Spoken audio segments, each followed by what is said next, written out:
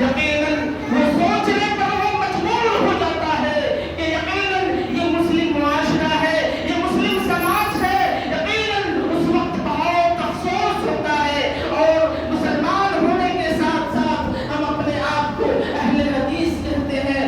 سینہ ٹھوک کر کے ہم کہتے ہیں کہ ہم اہل حدیث ہیں، ہم اہل حدیث ہیں، ہم سینے پر ہاتھ باندھتے ہیں، ہم زور سے آمین کہتے ہیں۔ میرے بھائیو، اہل حدیث ہونا اس بات کی گارنٹی نہیں ہے کہ آپ جنتی ہیں۔ یقیناً آپ کو عمل کرنا ہوگا، اور عمل کے میدان میں صحیح اترنا ہوگا، تب جا کر کے آپ اہل حدیث ہیں، اور تب جا کر کے آپ اہل الحدیث کہلائیں گے۔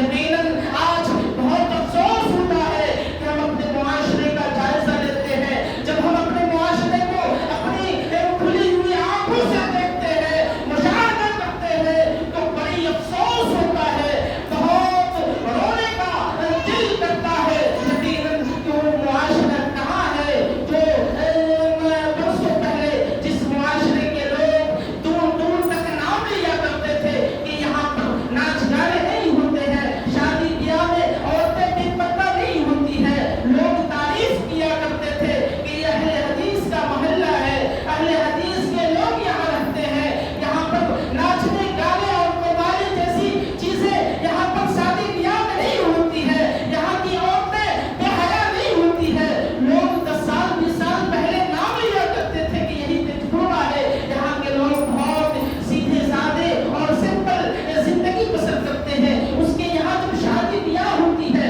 تو گناہ کے کام نہیں ہوتے ہیں، یہاں کی عورتیں بے پردہ نہیں ہوتی ہیں۔ بڑی آپ کو ہم بہت ہی نزدیک کی مثال دیتے ہیں، آپ بھی یہیں سے محلے سے، آپ ہی کے محلے میں کچھ دوری پر آپ جائیں گے، وہاں جب شادی بیاہ ہوتی ہے آپ کسی عورت کو باہر نہیں دیکھیں گے۔ آج ہماری ماں اور بہنیں کہاں ہے؟ جب ہماری ماں اور بہنیں جب کھاتی ہے پیتی ہے تو جب تک کہ وہ پورے معاشرے اور سماج کا اور گھوم گھام کر کے جائزہ نہیں لے گا، اس وقت تک اس کا کھانا ہضم نہیں ہوگا۔ میری ماں اور بہنوں، قرآن کہتا ہے وَقَرْنَ فِي بُيُوتِكُنَّ کہ اے عورتوں کی جماعت کو سن لو، تم اپنے گھروں میں ٹھہری رہو، بغیر ضرورت گھر سے باہر مت نکلو۔ اگر گھر سے باہر نکلے کی اگر سخت ضرورت ہے تو اسلام تعلیم دیتا ہے کہ تم پردے کے ساتھ گھر سے باہر نکلو۔ اگر سخت ضرورت ہے تب نکلنے کا حکم ہے، ایسے گھر سے باہر نکلنے کی عورتوں کو اسلام اجازت نہیں دیتا ہے۔ میری ماں اور بہنوں، یہ اسلام تمہیں تحفظ رکھنا چاہتا ہے، یہ اسلام تمہیں صحیح راستہ سکھلانا اور بتلانا چاہتا ہے۔ آج تم یہ کہتی ہو کہ ہم اپنے گھروں میں قید ہو کر کے رہے، ہماری زندگی ہے، ہمارا شوق ہے، ہم گھومے پھرے، عیش و زندگی اسی طریقے سے گزارے، گھومے پھرے، شہر و تفریح کرے۔ میرے بھائی اور بہنوں، نہیں ہے، اسلام آپ کو تحفظ چاہتا ہے، آپ کی حفاظت چاہتا ہے۔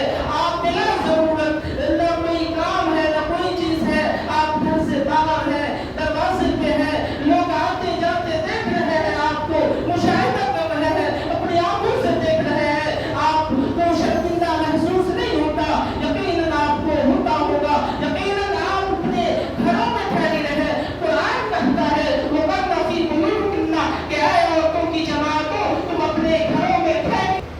محترم سامعین کرام، یقیناً ہمیں اور آپ تمام لوگوں کو اللہ کے نبی صلی اللہ علیہ وسلم کی یہ حدیث ہمیں بتلاتا ہے، سکھلاتا ہے کہ جب ہمارے